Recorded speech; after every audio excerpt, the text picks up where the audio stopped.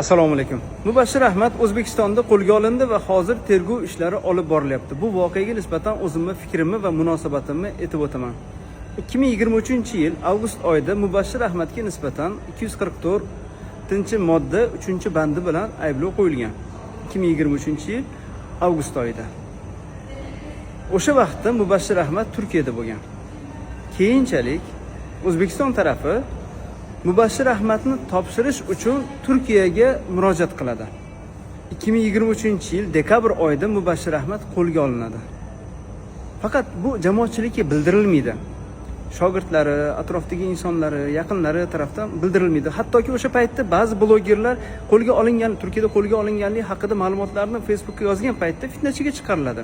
Ya'ni afsuski bu yomon narsa aslida. Nega? Taniqli bir shaxs jamoatchilikni ko'zini oldi bo'lgan bir shaxsni ustida jamoatchilikni haqqi bo'ladi.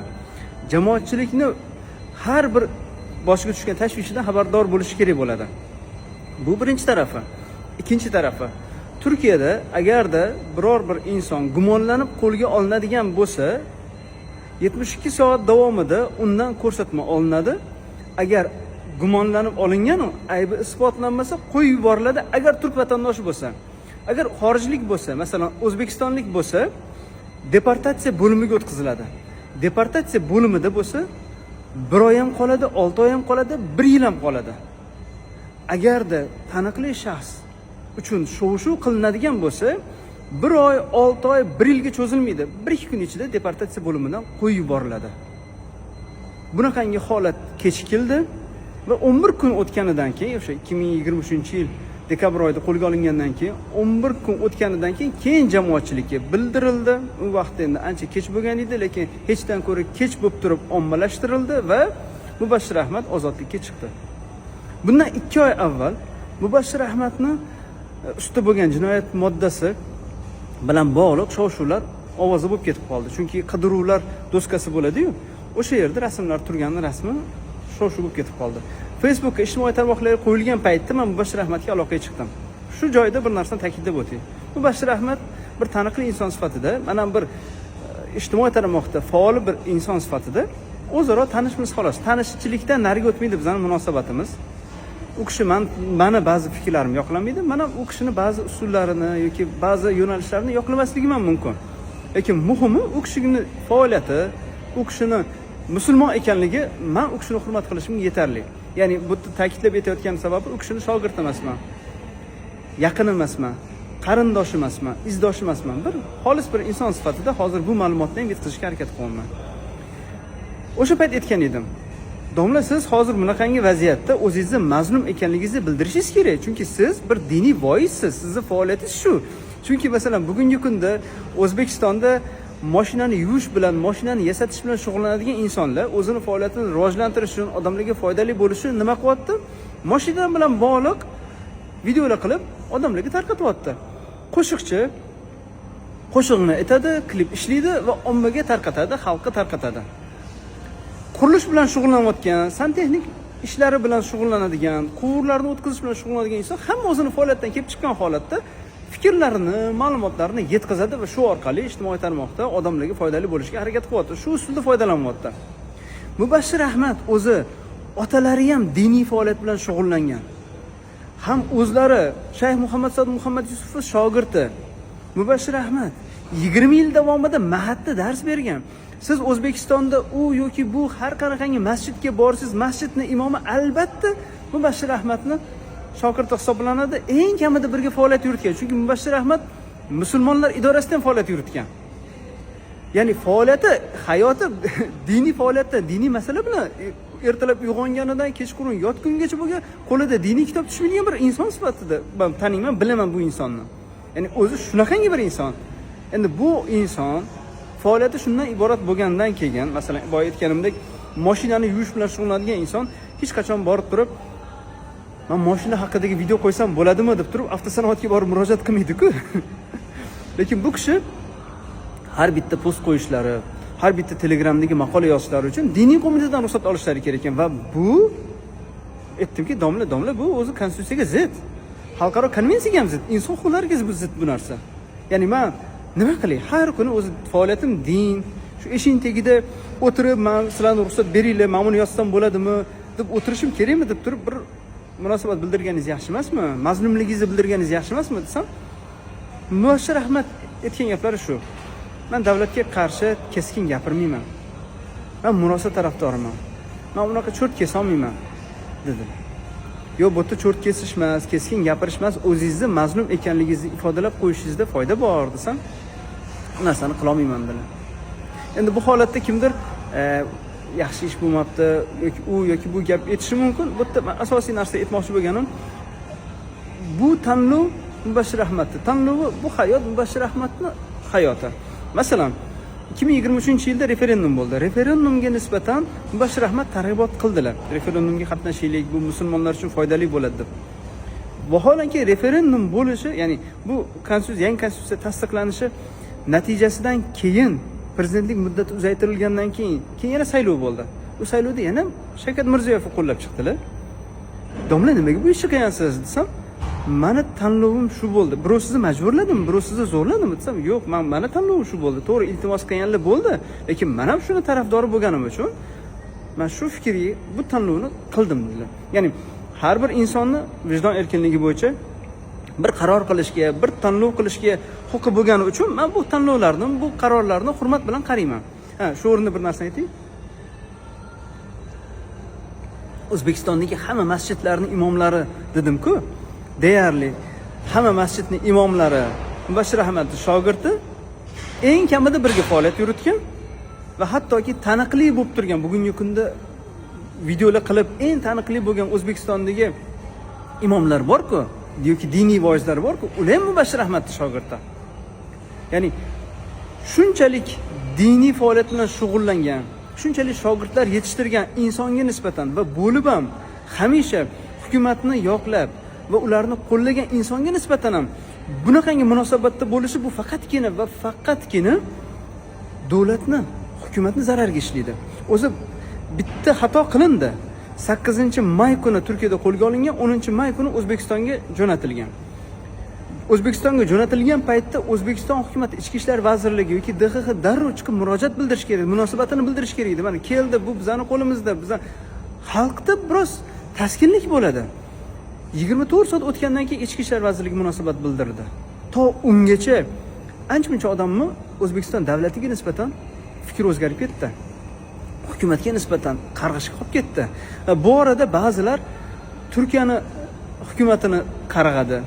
Turkiya hukumatini yoki boshqarayotganlarni so'kdi. Endi bu joyda bir narsaga e'tibor berishimiz kerak. Talab qilayotgan taraf O'zbekiston tarafi. Jinoyat ish qo'zg'atayotgan taraf O'zbekiston tarafi. Ya'ni afandini latifasi bor, afandi bozorga boradi, eshigini daraxtga bog'lab qo'yadi. Kim bozor kirib ketib qaytib chiqsa, qarasa eshigini o'g'irlab ketishgan. Odamlar yig'ilib ketib, "Sen o'zing eshigini shu yerga bog'laysanmi? Qaramaysanmi? Eshik bilan kelasanmi?" deb turib, afandini o'zini yomonlab ketishadi.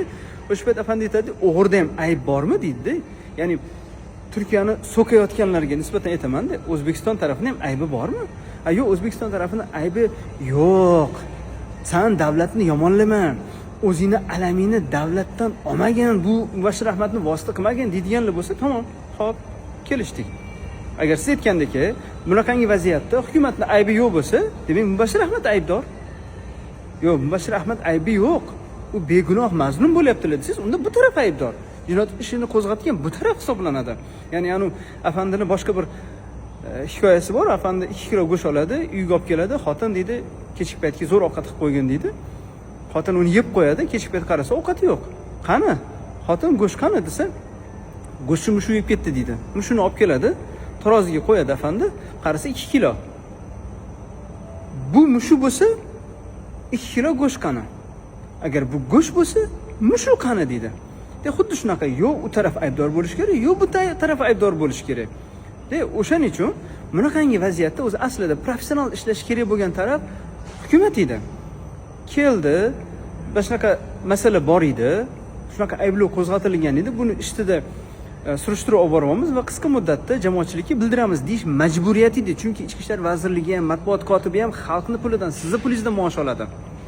Bu vaziyatga nisbatan parlamentdagi deputatlar, partiyadagi deputatlar darrov faollik ko'rsatish kerak edi. Nima bo'ldi? 1 milliondan ortiq bo'lgan taniqli shaxs Mubashshir Ahmad Turkiyada yashayotgan paytda millionlab xorijliklarning orasida oddiy bir xorijlik hisoblanadi. Millionlab xorijliklar orasida oddiy bir xorijlik. Lekin Mubashshir Ahmad O'zbekistonda millionlab kuzatuvchilariga ega bir shaxs hisoblanadi. Taniqli bir shaxs hisoblanadi. Muxlislarga ega bo'lgan bir shaxs hisoblanadi. Bunga nisbatan munosabat bildirish shart edi. Partiyalar munosabat bildirish shart edi. Masalan, Turkiyada advokatlar, "Voy, Turkiya hukumati nimaga sen bunaqangi ishni qilding?" deb turib, hukumatni tergayapti, hisob so'rayapti. Xudapar degan partiya o'zi oldingi saylovda hukmron partiya AK partiya bilan MHPni qo'llagan bir partiya, Xudapar partiyasi o'zi dindorlardan tashkil topgani uchun nimaga bunaqangi holat bo'ldi? Hukumat san hisob bergan, jamoatchilikka bildirgan deb turib hisob so'rab turibdi. Bizdachi xalq puldan maosh oladigan na matbuot kotibi tezda javob bermayapti, munosabat bildirmayapti, xalqqa oydinlik kiritmayapti. Partiyalar xuddi hech narsa bo'lmagandek boshini qumga tiqib o'tiribdi. Mayli.